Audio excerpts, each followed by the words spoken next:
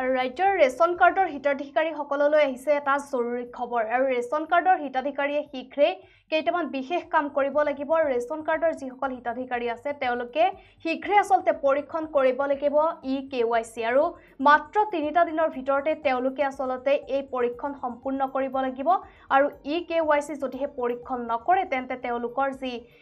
আচলতে চাউল বিনামূলীয়া চাউল লাভৰ পৰা তেওঁলোক বঞ্চিত হ'ব ৰাজ্যৰ ৰেচন কাৰ্ডৰ হিতাধিকাৰীসকললৈ এই মুহূৰ্তত আহিছে জৰুৰী খবৰ আৰু ৰেচন কাৰ্ডৰ যিসকল হিতাধিকাৰী আছে তেওঁলোকে শীঘ্ৰেই এটা বিশেষ কাম কৰিবলৈ তেওঁলোকক চৰকাৰে ইতিমধ্যে নিৰ্দেশ দিছে আৰু ৰেচন কাৰ্ডৰ হিতাধিকাৰীয়ে শীঘ্ৰেই পৰীক্ষণ কৰিব লাগিব EKYC মাত্ৰ 3টা দিনৰ ভিতৰতে সম্পূৰ্ণ কৰিব লাগিব এই EKYC আৰু EKYC পৰীক্ষণ কৰাটো ইতিমধ্যে চৰকাৰে বাধ্যতামূলক কৰিছে আৰু যিসকলে EKYC পৰীক্ষণ নকৰে তেওঁলোক আচলতে বিনামূলীয়া চাউল লাভৰ পৰা বঞ্চিত হ'ব সেইসকল হিতাধিকাৰী আৰু যিহেতু EKYC পৰীক্ষণৰ বাবে 15ৰ পৰা 25 জুনলৈ আচলতে শেষ সময়সীমা বান্ধি দিছে চৰকাৰে গতিকে এই কেইটা দিনৰ ভিতৰতে তেওঁলোকে কৰি ল'ব লাগিব যি EKYC পৰীক্ষণ হেয়া কৰি ল'ব লাগিব আৰু খাদ্যৰ ৰাজহুৱা বিতৰণ আৰু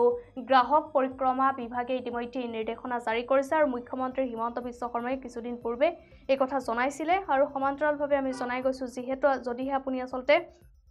EKYC পৰীক্ষণ নকৰে তেন্তে আপুনি বিনামূলীয়া চাউল লাভৰ পৰা বঞ্চিত হ'ব আৰু যেহেতু আমি জনাই গৈছো বৰ্তমান সময়ছোৱাত প্ৰায় গাঁৱে ভূঞে সকলোৱে ৰেচন কাৰ্ড সকলোৰে আছে বিশেষকৈ বৰ্তমান চহৰ এলেকাটো আচলতে ৰেচন কাৰ্ড প্ৰদান কৰিছে চৰকাৰে আৰু ইয়াৰ মাজতে যেহেতু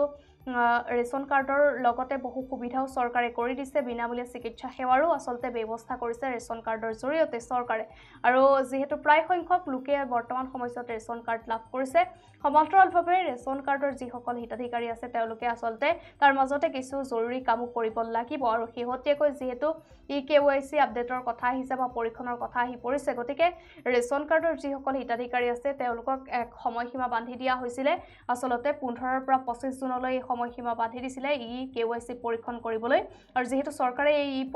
EKYC পৰীক্ষণটো বাধ্যতামূলক কৰিছে গতিকে 15ৰ পৰা আচলতে 25 জুনলৈ এই সময়সীমা বান্ধি দিয়া হৈছে যেহেতু বৰ্তমান মাজত মাত্ৰ 3টা দিন বাকি আছে 2টা দিন বাকি আছে গতিকে এই সময়ছোৱাত তেওঁলোকে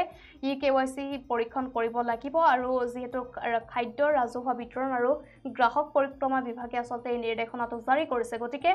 যিসকল হিতাধিকাৰী আছে তেওঁলোকে আচলতে এই কামটো কৰিব লাগিব অন্যথা তেওঁলোক চাউল লাভৰ পৰা চৰকাৰে চাউল লাভৰ পৰা বঞ্চিত হ'ব পাৰে গতিকে ইতিমধ্যে যেহেতু নিৰ্দেশনা দিয়া হৈছে আৰু সেই অনুসৰি আচলতে তেওঁলোকে যিসকল ৰেচন কাৰ্ডৰ হিতাধিকাৰী আছে তেওঁলোকে এই কাম কৰিব লাগিব আৰু যেহেতু আমি জনাইছো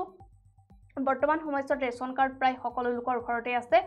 চৰকাৰে যেহেতু ৰেচন কাৰ্ড সকলোকে দিয়াৰ ব্যৱস্থা কৰিছে প্ৰায় সংখ্যক লোককে যিসকলৰ চৰকাৰী চাকৰি নাই সেই সকলক আচলতে ৰেচন কাৰ্ড দিয়াৰ ব্যৱস্থা কৰিছে সমান্তৰালভাৱে ৰেচন কাৰ্ডৰ লগতে বিনামূলীয়া স্বাস্থ্য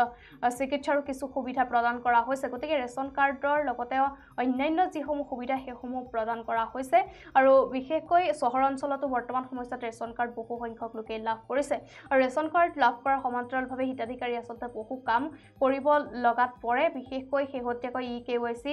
পৰীক্ষণৰ ব্যৱস্থা কৰিছে যেহেতু আৰু ইতিমধ্যে নিৰ্দেশ দিয়া হৈছে যে EKYC আচলতে তেওঁলোকে সম্পূৰ্ণ কৰিব লাগিব আৰু মাজত মাত্ৰ কেইটামান দিন বাকি আছে গতিকে এই 2টা দিনৰ ভিতৰতে আচলতে EKYC আচলতে আপডেট পৰীক্ষণ কৰি ল'ব লাগিব আৰু যদিহে পৰীক্ষণ নকৰে ৰেচন কাৰ্ডৰ হিতাধিকাৰীয়ে তেন্তে তেওঁলোকে বিনামূলীয়া যি চাউল বা বিনামূলীয়া চাউল লাভৰ পৰা তেওঁলোক বঞ্চিত হ'ব পাৰে আৰু সমান্তৰালভাৱে যেহেতু মাত্ৰ 2টা দিন বাকি আছে গতিকে এই সময়খিনিতে তেওঁলোকে আচলতে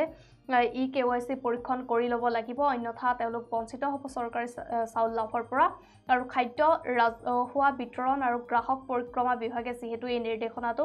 ইতিমধ্যে জাৰি কৰিছে এই বিশেষ জাননী জাৰি কৰিছে গতিকে আগন্তুক 2টা দিনৰ ভিতৰত যিসকল হিতাধিকাৰী আছে তেওঁলোকে আচলতে এই যি EKYC পৰীক্ষণ এই কামটো তেওঁলোকে কৰিব লাগিব বা বাধ্যতামূলক যেহেতু চৰকাৰে কৰিছে গতিকে তেওঁলোকে এই কাম কৰিব লাগিব